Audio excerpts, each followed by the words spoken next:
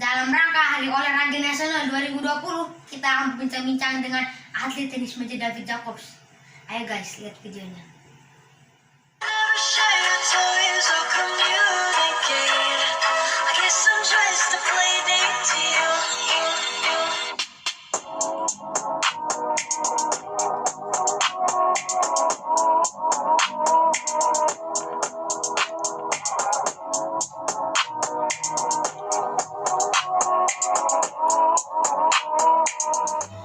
Selamat malam Om, dalam rangka Hari Olahraga Nasional 2020, Om David kan baru dapat penghargaan Satya Rencana Olahraga Tenis Meja. Kita mau bincang-bincang dengan Om David. Ya. Pertanyaan nomor 1. Setelah sekian lama berprofesi sebagai atlet khususnya dalam cabang olahraga tenis meja, pasti dari awal sudah banyak sekali, mungkin tidak terhitung banyaknya pertandingan-pertandingan yang sudah Om David ikuti. Nah, kalau Om David hitung-hitung kira-kira lebih banyak kalahnya atau menangnya? Berapa persen menang dan berapa persen kalah?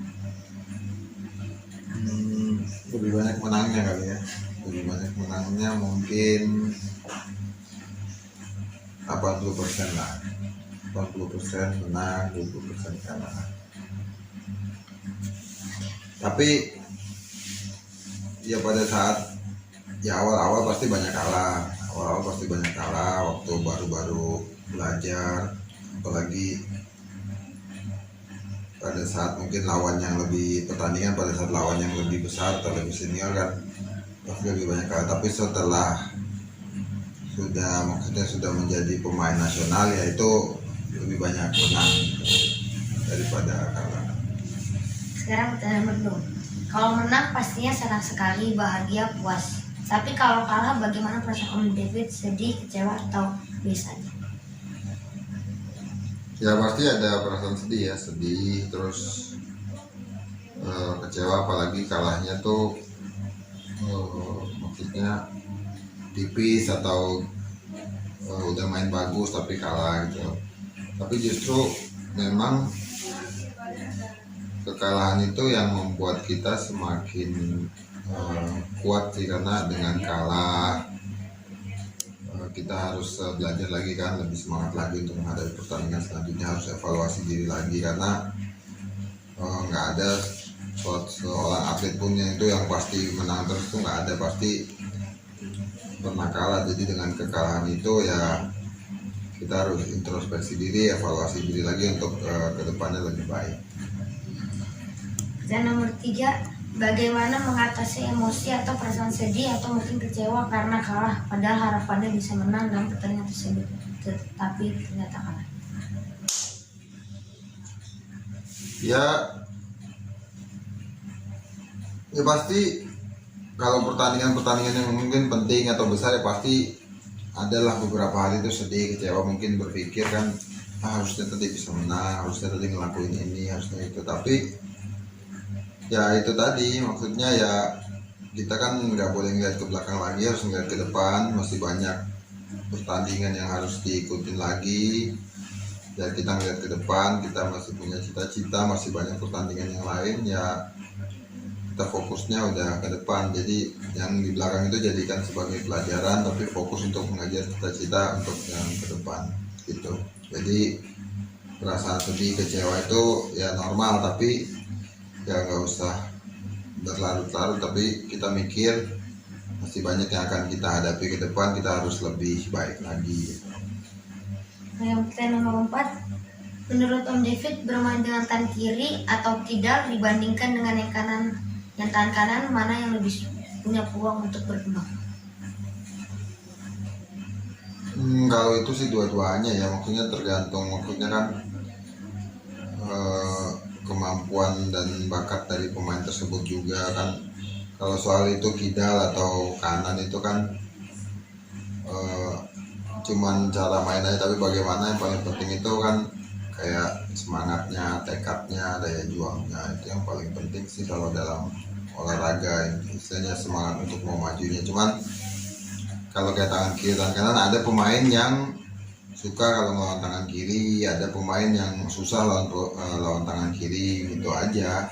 Kalau pemain susah lawan tangan kiri, kita pas pakai tangan kiri ya kita enak gitu bisa menangnya. Tapi ada juga pemain yang senang justru lawan kiri gitu.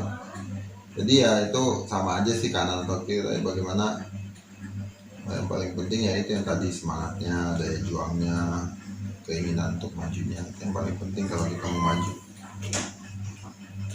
Pertanyaan nomor 5, bagaimana menurut Om David tentang permainan Geyang yang mendapat medali perak di Paralimpik London 2012 dan Paralimpik Brazil di 2016?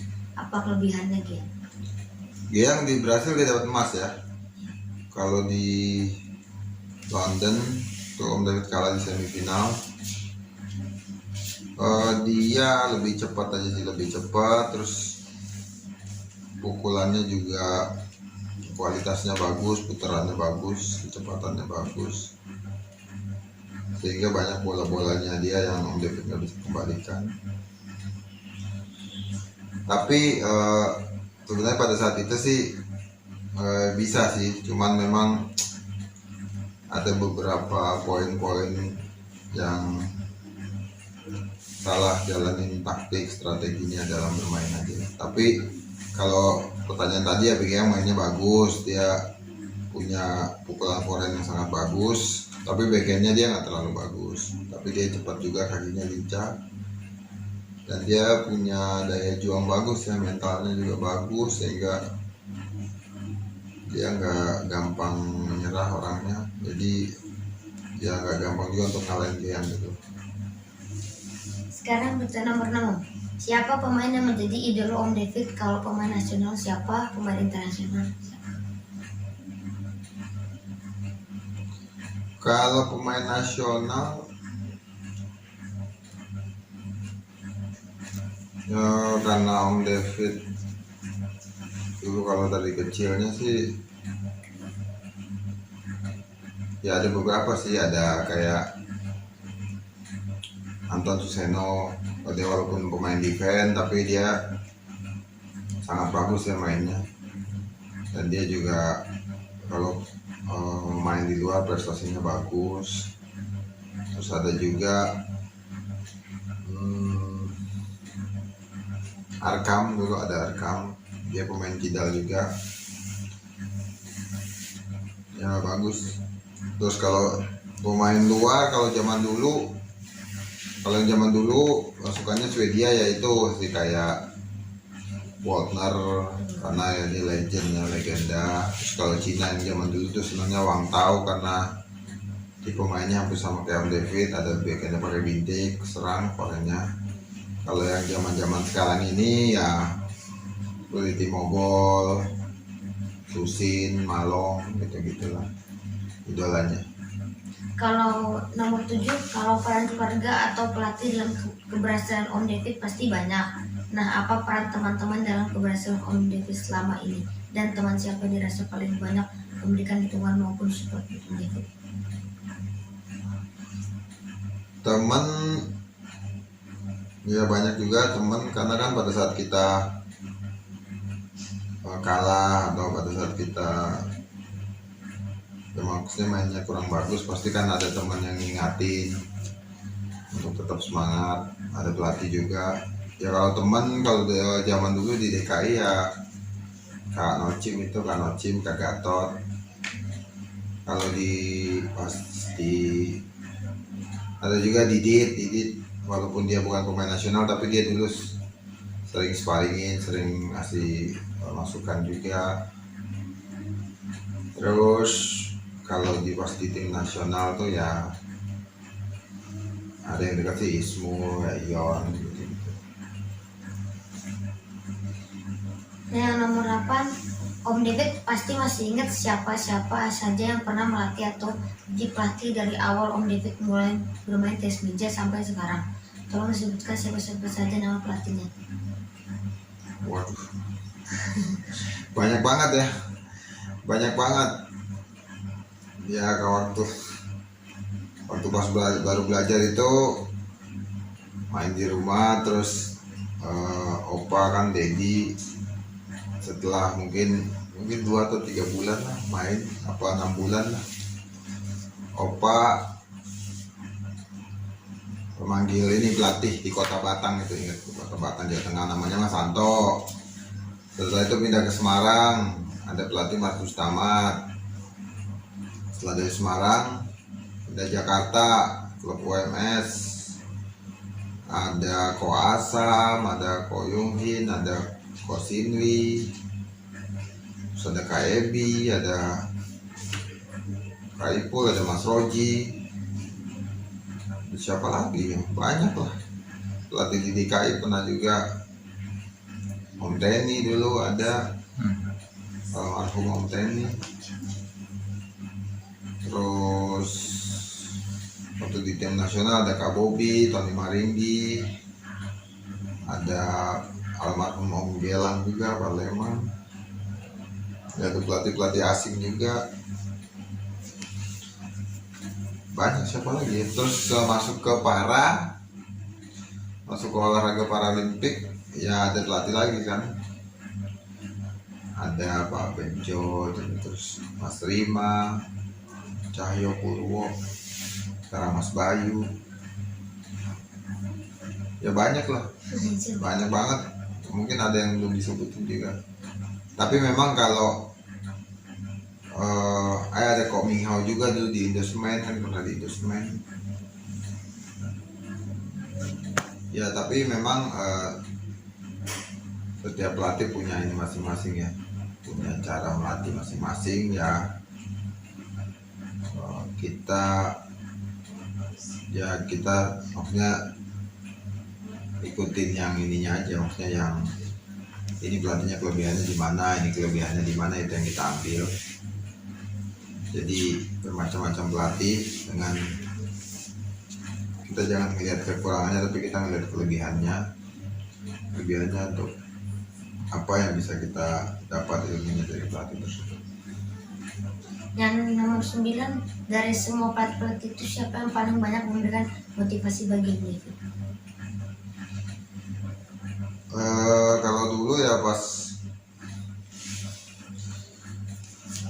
Om David kan pernah di DKI itu jadi tim nasional ya.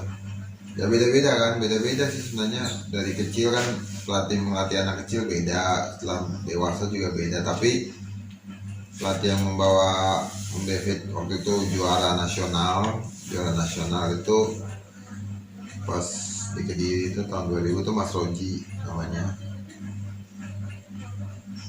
Ya itu maksudnya yang pertandingan yang paling ini kan, maksudnya yang juara nasional pertama kali lah, juara Indonesia. Itu sih kalau yang di Para ya semua pelatihnya ya bagus. Yang nomor 10, negara-negara mana saja yang sudah pernah Om David kunjungi dalam rangka pertandingan, termasuk negara dan kejuaraan apa saja? Negara udah lumayan banyak sih, udah 5 benua udah pokoknya. Benua Australia udah, benua Afrika udah, benua Amerika Latin, Eropa, Asia. Ya kalau kota-kotanya itu ya udah lumayan juga. Nomor 11, karena sudah berkelas internasional, pastinya Om David sangat sibuk sekali dan banyak pertandingan di mana-mana. Bagaimana Om David dapat membagi waktu dengan keluarga?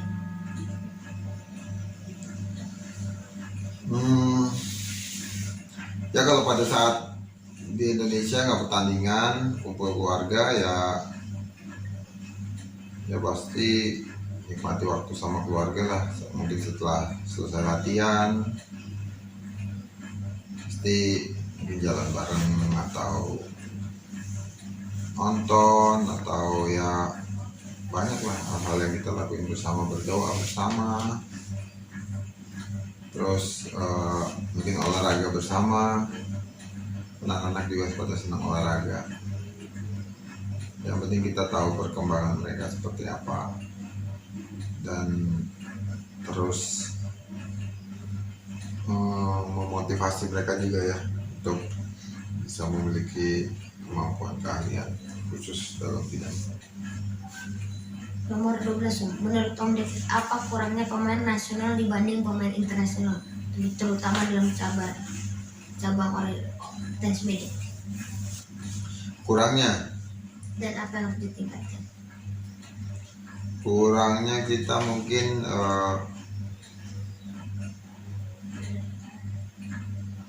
kalau dibanding Cina ya, ya memang agak jauh sih ya ketinggalannya.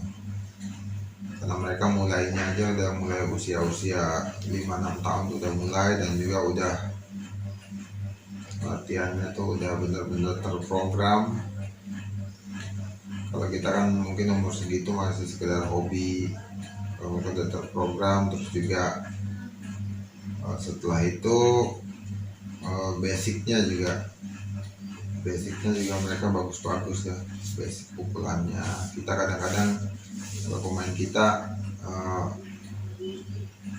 ya ada aja basicnya yang kurang gitu, mau forehandnya bagus, backhandnya kurang, terus chopnya kurang gitu. Tapi kalau mereka tuh rata-rata dari usia dini tuh udah basicnya bagus-bagus. Terus keras juga ya, pelatihnya keras gitu loh. Dengan apa aja yang harus diikuti internasional itu masih jauh lah tertinggal. Tapi bukannya berarti bakat sebenarnya banyak, tapi memang harus lebih ini lagi sih,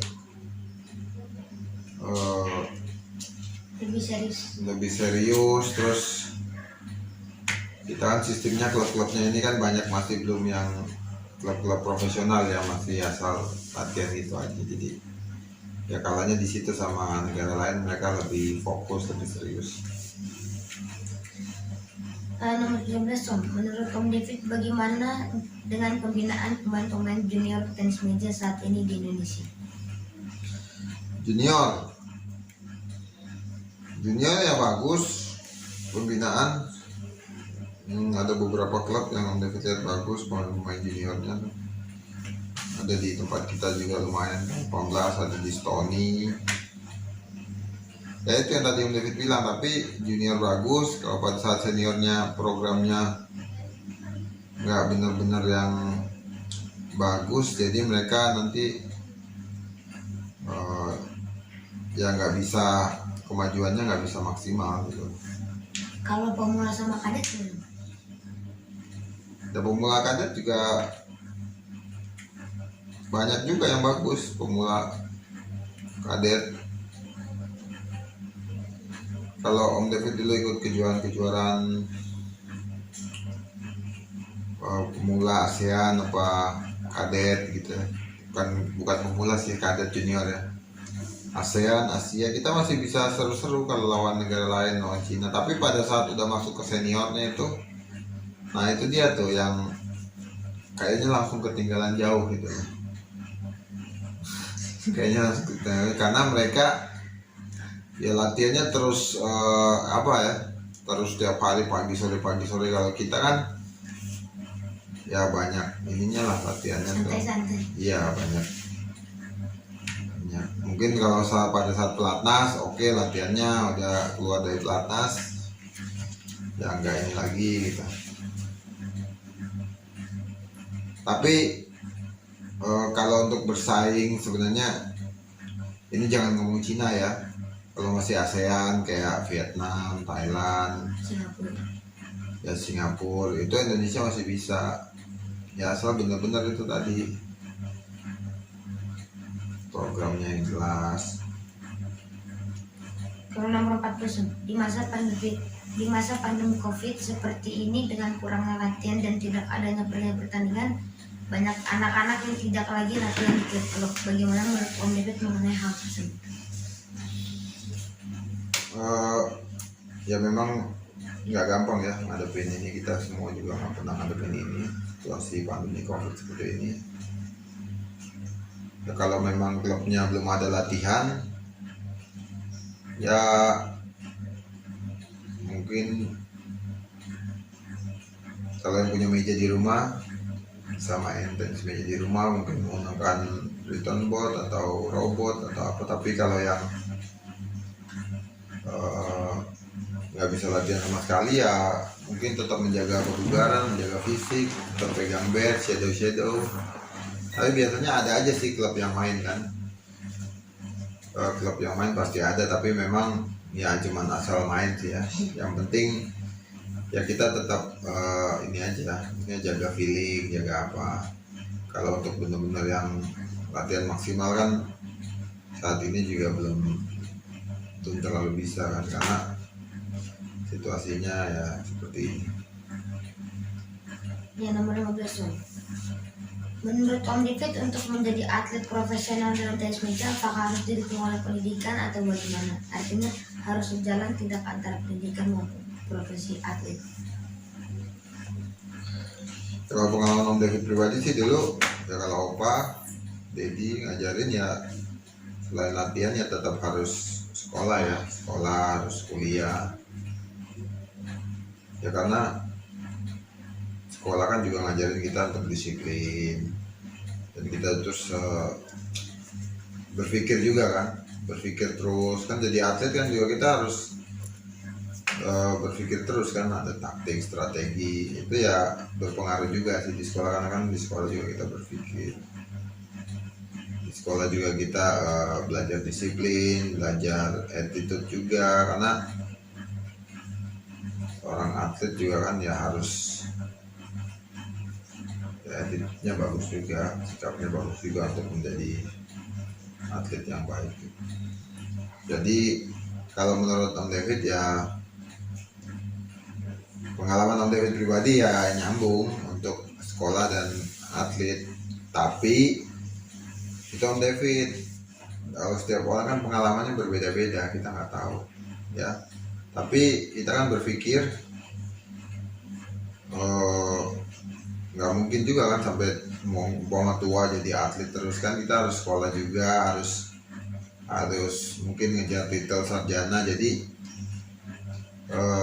dengan kita punya kemampuan olahraga dan juga kita sarjana, itu justru bisa saling mendukung gitu, saling mendukung, pengaruhnya bagus dan besar sekali. Ya, yang nomor 16, menurut Om David, apakah seorang atlet harus mempunyai pekerjaan tetap juga supaya apalagi sudah tidak jadi atlet lagi tetap masih punya pendapatan untuk kehidupan keluarga? Ya tergantung atletnya ya, tergantung kan beda-beda. Ada yang nggak mau bekerja, dia mau usaha, dia punya usaha atau bisnis. Nah, ada yang memang seorang atlet karena prestasinya menjadi PNS, bisa kerja di PNS. Ada yang setelah jadi atlet dia fokusnya menjadi pelatih, itu kan banyak ininya, banyak tergantung dia pengennya apa gitu loh, bidangnya yang dia sukai selain jadi atlet ya. Tapi rata-rata atlet prestasi itu pasti ngejarnya PNS, karena apalagi masuknya ke kayak dinas olahraga, itu dia kan masih bisa terus berkarir sebagai atlet gitu, masih bisa izin, masih bisa apa, karena didukung juga maksudnya prestasi olahraganya. Kecuali kita masuk ke yang mungkin perusahaan swasta, itu agak susah ya, itu benar-benar harus fokus bekerja gitu. Kalau yang nomor 17, menurut Om David, tindakan apa yang harus disiapkan oleh seorang atlet agar tidak mengalami kesulitan atau bisa tetap hidup layak setelah pensiun dari atlet?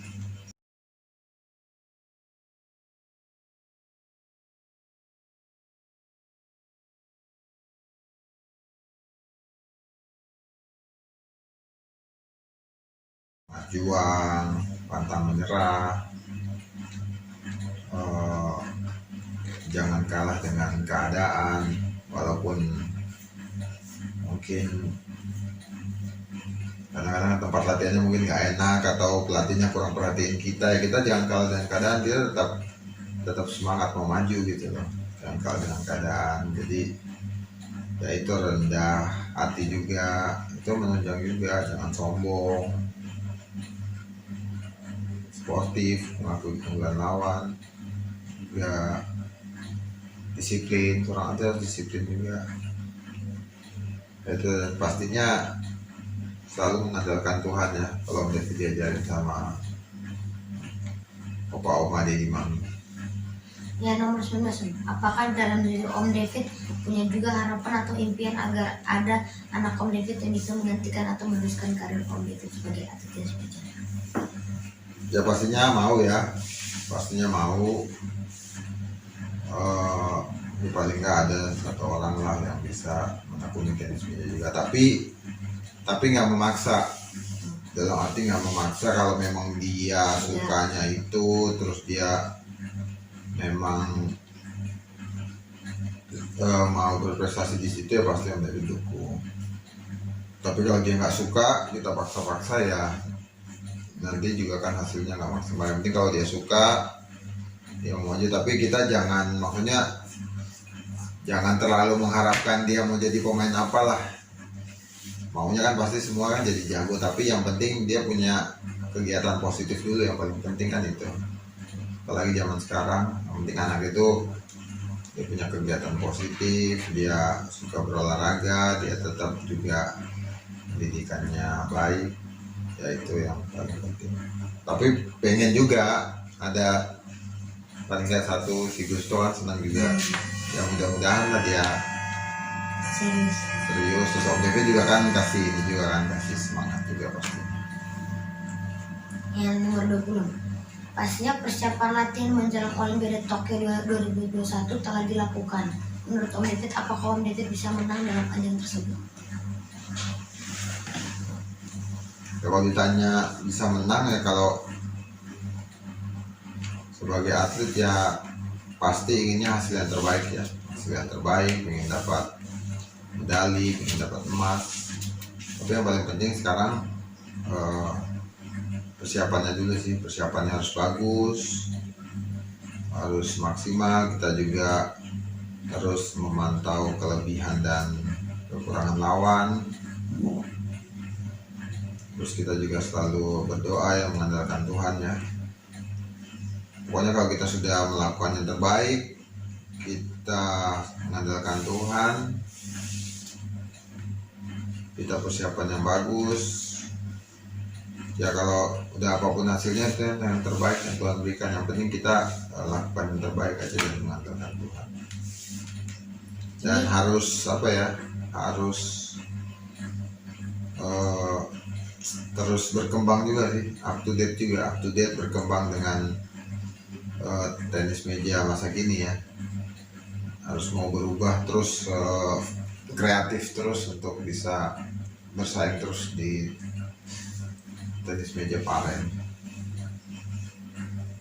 Pertanyaan yang terakhir, Benito seperti apa di mata David Jacobs? Benito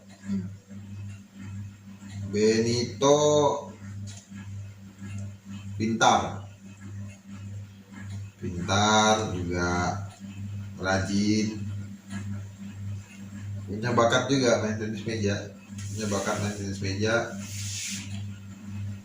tapi memang ini ya, maksudnya karena latihannya mungkin nggak terlalu fokus ya, masih banyak yang harus dilatih ya, Direvisi ya diperbaiki lah. Tapi kalau sekolahnya apanya disiplin juga, belajarnya pintar. Kalau yang Om David lihat selama di Solo, pintar, terus jago nyanyi, jago main piano.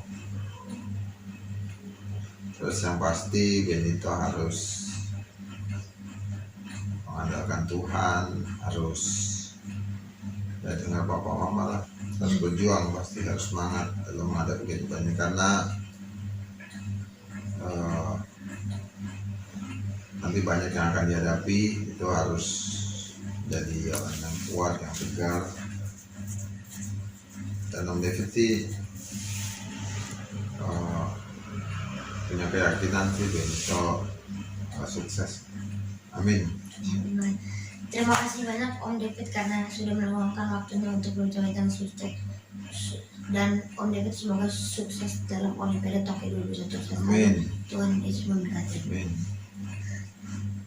Sama jangan lupa ini bukunya bukunya Om David dibeli di Gramedia. Judulnya apa nih? Judulnya Weight and Iron Will. The story of David Jacobs.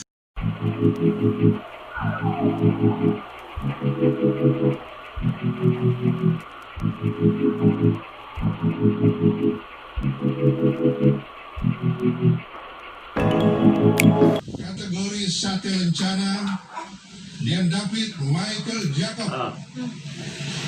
Cabang olahraga para tenis meja, R. Chandra Wijaya.